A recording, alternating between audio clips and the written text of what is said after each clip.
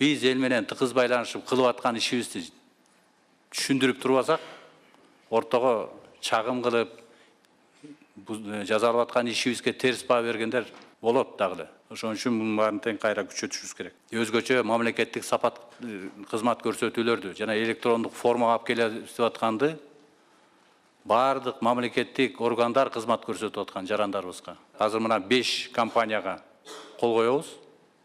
Мамлекеттик коммуникация, IT технологиясы боюнча 5 компания болот. Ошо 5 компания бардык жанагы мамлекеттик кызмат көрсөтүүлөрдү электрондук формага алып келүү боюнча иштерди ошолор жүргүзөт. А биздин милдет министр катары, мамлекеттик орган жетекчиси катары ошолор менен тез арада киришип керек. 19-жылы электрондук кызмат көрсөтүү системасы толук кандуу иштеш керек.